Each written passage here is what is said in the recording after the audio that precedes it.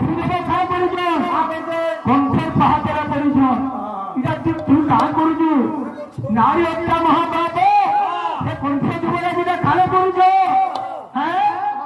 ଆମେ ତ ତୋ ଶତ୍ରୁ ନୁହେଁ ଛୁଆ କାରଣ ଶତ୍ରୁ ହେ ଭାଗବତରେ ଅଛି ଏ ତୋର